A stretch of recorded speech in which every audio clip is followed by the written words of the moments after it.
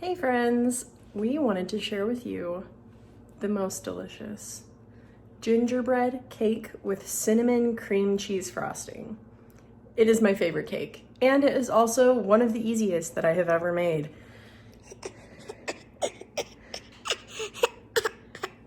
It is delightful. Spencer loves it. It's so good, huh? Yeah. I am like a whole mood right now. I've got all of my stuff set out. And I even lit my spiced gingerbread candle from Bath & Body Works that I got on Black Friday.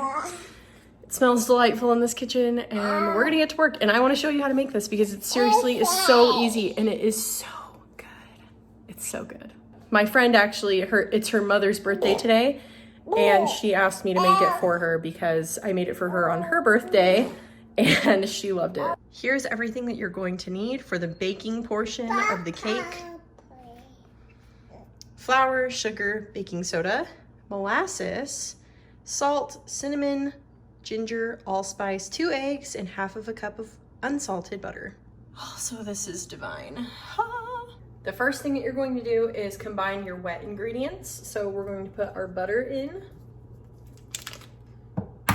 our eggs, our molasses. It's a half a cup. That was close. Then you add your half cup of granulated sugar. I will make sure to put all of the ingredients and the instructions in the video description. We're gonna mix this up. Heat it on medium speed until it's all incorporated really well. While this is mixing, I'm going to put all of the dry ingredients into a separate container together. This is 2 cups of flour. We're gonna add 1 teaspoon of baking soda, 1/2 of a teaspoon of salt. Kind of getting to the end of my salt. We're doing 1 1/2 teaspoon of ginger, 1/2 of a teaspoon of ground cinnamon, 1/2 a teaspoon of allspice. Once you add your dry ingredients into the wet ingredients, you don't want to ever over mix your batter. So what I like to do to make sure that everything's evenly displaced is mix up my dry ingredients before I add them to my wet ingredients. So I'm just gonna do that with a whisk real quick. It's usually at this point that I remember that I didn't preheat my oven. So I set it to 375. My wet ingredients are well mixed, my dry ingredients are well mixed, and I'm ready to add them together. You don't just dump all of your dry ingredients into the bowl. We're actually going to get 3/4 cup of water, and we're going to alternate adding dry ingredients and then a little bit of water. More dry ingredients, a little bit of water. So I'd say add about 1/3 of your dry ingredients. We're going to mix this on low speed. Then you'll add 1/3 of your water, which is going to be 1/4 of a cup. I scrape the sides of the bowl just to make sure that I'm getting everything mixed in together, because again, you don't want to overmix your cake batter. This looks really good to me. I'm gonna go ahead and prep my tins. You'll notice that there's still like little chunks of butter in my batter. It's always like this when I make it, and it always is fine. I'm so mad. So I'm prepping my pans, my baking pans, and then I just realized that I forgot to pick up baking spray from the grocery store. Look at my shopping list. What is the first thing that it says on there? The first thing that it says on there is baking spray, because I use baking spray all the time. And now I don't have baking spray. So I'm going to do Crisco and flour and hope that that works and just as well. I'm also lining it with parchment paper, which should help. So I'll show you my setup here just in a second. So this is what I do. I wrap a paper towel around my fingertips, dip it in the Crisco, and then I wipe all around the bowl.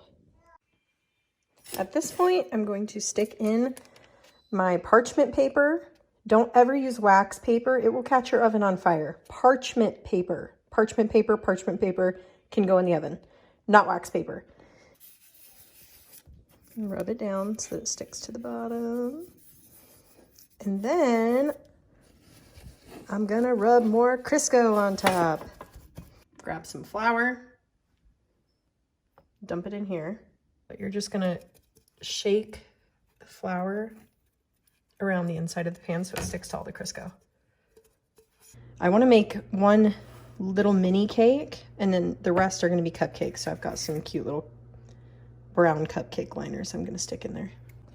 Filled this cake pan to about halfway, and then you're actually going to use a 1/4 cup measuring cup, and that's how much will fit perfectly into each of these cupcakes. So these are going to go into the oven for 15 to 18 minutes. I always check on the 15-minute mark, and we might need to pull these out sooner than we pull this out. We'll just kind of play it by ear. What I do is I insert a toothpick, and if there's just a few moist crumbs that come out with it, it's perfect. If it's totally dry, it's overbaked. And if it's wet, obviously it might need just like a few more seconds. It's crazy how fast these things can cook, so I just keep a really close eye on them because overbaked cake is sad cake. Right now, while everything's cooling, I'm gonna pull out my butter and my cream cheese for the frosting, and I'm gonna let it get a little bit room temperature, closer to room temperature anyways. We don't want them to completely be warm. They wanna be a little bit cool still, but we don't want them to be rock hard solid because then we won't be able to work with them at all. So another unsalted butter and an 8-ounce cream cheese. We're just gonna throw them on the counter. I'm so nervous. I just put my cake, flipped it down. This is a moment of truth. We're gonna see if the Crisco thing worked. It's like, oh no, I'm scared. Okay, I need 2 hands. Ah! It worked! This is just the day of like forgetting ingredients because I don't have any heavy whipping cream, which I need for the frosting. So I'm gonna have to run to the store really quick. That's fine though, because I want to give my cake plenty of time to cool off. So yeah, I'm just gonna load my child up and run to the grocery store real quick. Let's do this. Here's my ingredients here. I've got some lemon juice, a block of cream cheese. You need 1/4 cup, so half of this stick of butter, couple tablespoons of this, and then we'll also be using powdered sugar. Again, I will make sure to put the ingredients and the instructions in the video description. I actually forgot to mention a couple other ingredients. Obviously, we're gonna need cinnamon and then vanilla. Using good quality vanilla is extra important when you're not cooking it. If you're going to be putting it in a cake, you can use kind of like the less good stuff because it's going to just bake out most of the way anyways.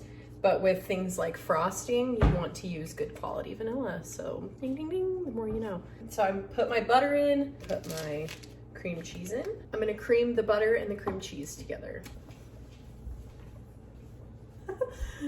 Oh, I'm embarrassing.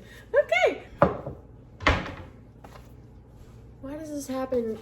This is why I don't get dressed. I just get dirty. It doesn't matter like what I'm doing because I have a child. So I don't do it to myself, she does it to me. 4 cups of powdered sugar. And mix it in slowly so that it doesn't poof all over my kitchen. Also going to add 2 teaspoons of lemon juice, 1 teaspoon of vanilla. This is the last 2 cups of my powdered sugar. 1 teaspoon of cinnamon. It smells delightful. And then just a couple teaspoons of this heavy whipping cream.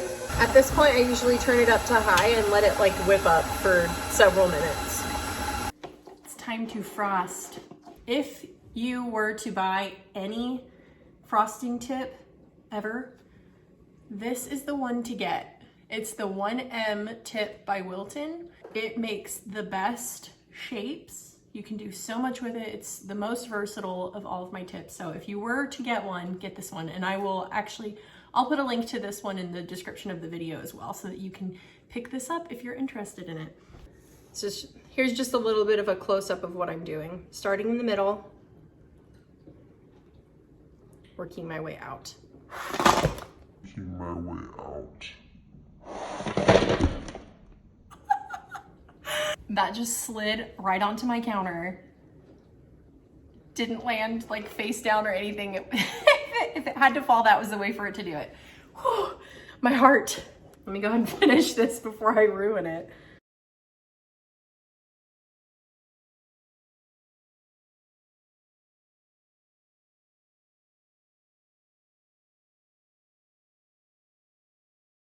So this guy I'm gonna throw in the fridge so that that cream cheese can harden up and then the flowers don't lose their shape. Probably my favorite way to frost a cake because it's super fast. Doing those little roses, it's so easy. Like you don't have to be skilled whatsoever in order to make a cake look really cute. Yeah.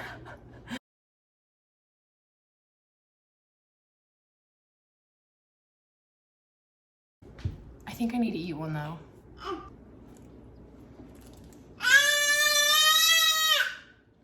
Do you want some of this?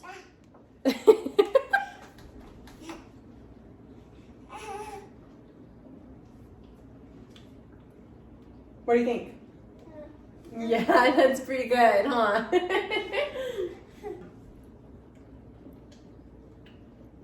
And here is the finished product. I think I might have just spoiled someone's dinner, so we're gonna have to try with those peas and carrots a little while later. That is how you make gingerbread cupcakes with cinnamon cream cheese frosting. They're so good. I hope you really like it. Let me know if there's any questions that you have in the comments. Is it funny to poke Mom in the eye? Oh. Should we go play with toys? Okay, let's do it. We're gonna go play, and I hope you guys have a great rest of your night. Ah!